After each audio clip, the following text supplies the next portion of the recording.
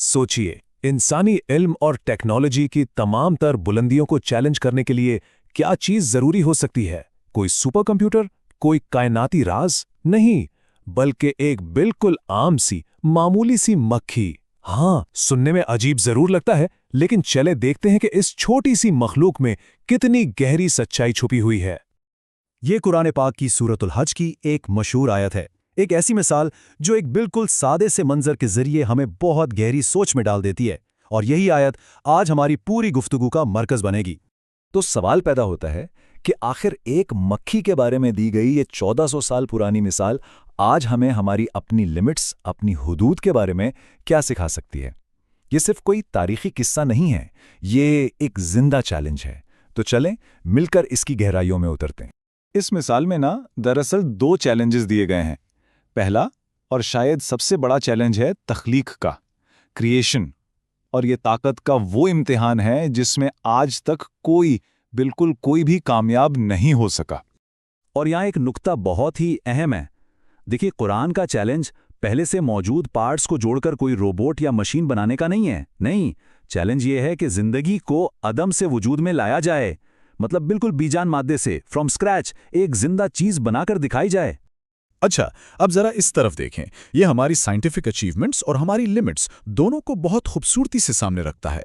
हमने डॉली भेड़ को क्लोन किया, बिल्कुल किया। हमने फसलों को जेनेटिकली मॉडिफाई करके बेहतर बनाया। लेकिन इन सब में एक बात कॉमन है, हमने हमेशा जिंदगी का पहले से मौजूद टूल किट इस्तेमाल किया, मतलब डीएनए और खलियात। हमने ये टूल किट कभी खुद नहीं बनाया। जिंदगी की इब्तदा हमेशा पहले से मौजूद जिंदगी से ही की है। और बात सिर्फ जिस्म बना देने की नहीं है, इससे भी कई गहरा सवाल है शऊर का, कॉन्शियसनेस का। वो एहसास, वो एक्सपीरियंस जो जिंदा होने की असल अलामत है, जिसे philosophers the hard problem of consciousness कहते हैं। मतलब ये एक पहेली है कि बेजान मादी एटम्स मिलकर आखिर सोचने, महसूस करने वाला जहन कैसे बना लेते हैं।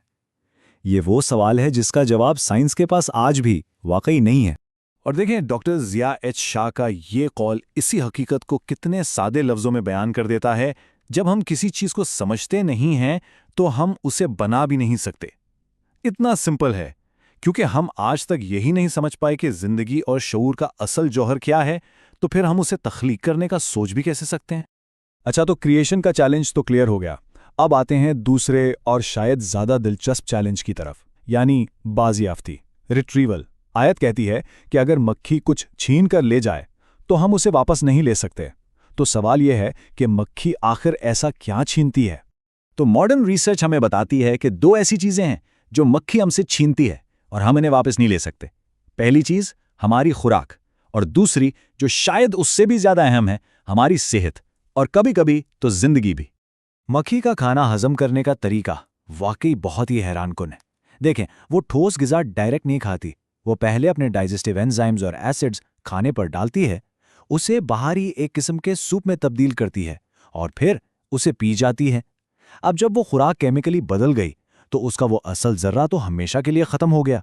उसे वापस हासिल करना लिटरली नामुमकिन है। और फिर आती है वो दूसरी चीज जो मक्खी छीनती है, हमारी सेहत। एक मामूली सी घरेलू मक्खी अपने साथ 100 से भी ज्यादा बीमारियों के जर्म्स यानी पैथोजेंस लेकर घूमती है, और जब वो ये जर्म्स हम तक पहुंचा देती है तो इस छीनी हुई सेहत को वापस लाना भी उतना ही मुश्किल हो जाता है जितना खुराक के इस तब्दीलशुदा जर्रे को वापस लाना।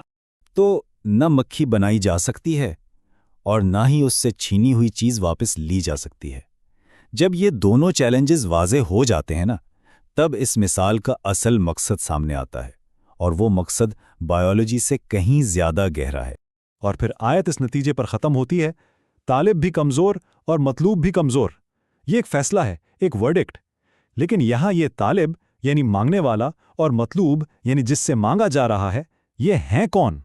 यही इस मिसाल का सबसे अहम नुक्ता है। इस बारे में 2 क्लासिकल इंटरप्रिटेशंस मिलती हैं। पहली ये कि तालिब वो बुत है जो मक्खी से अपनी चीज़ वापस लेने की कोशिश कर रहा है, और मतलूब वो मक्खी है, मतलब दोनों ही कमज़ोर हैं। दूसरी और जो ज़्यादा कॉमन इंटरप्रिटेशन है वो ये कि तालिब वो पुजारी है जो बुत से दुआ कर रहा है, और मतलूब वो बुत है जो एक मक्खी को भी काबू नहीं कर सकता। हर सूरत में नतीजा एक ही निकलता है, इबादत करने वाला भी और जिसकी इबादत की जा रही है वो भी, दोनों ही बेबस हैं। और यही दरअसल डिविनिटी का, अलोहियत का लिटमस टेस्ट है। क्या कोई हस्ती अदम से यानी फ्रॉम नॉन लाइफ जिंदगी तख्लीक कर सकती है? इस मिसाल के मुताबिक बात बिल्कुल साफ है। जो एक मक्खी तक नहीं बना सकता वो खालिक नहीं हो सकता। वो खुदाई का दावा आखिर कैसे कर सकता है? लेकिन ठहरें, ये सब तो कदीम ज़माने के बुतों की बात थी। सवाल ये है कि 21st सेंचुरी में, आज के दौर में, ये मिसाल हमारे लिए क्या मायने रखती है? क्या ये आज भी उतनी ही रेलेवेंट है? शायद आज हम पत्थर या लकड़ी के बुतों की पूजा नहीं करते, ठीक है, लेकिन ये मिसाल हमें अपने जदीद बुतों को पहचानने की दावत देती है। जैसे कि टेक्नोलॉजी पर हमारा नॉन स्टॉप ईमान, ये यकीन कि साइंस हर मसले का हल निकाल ही लेगी, और इंसानी जहानत पर यह अंधा भरोसा। सोचिए, क्या ये भी बुत परस्ती की मॉडर्न फॉर्म्स नहीं है?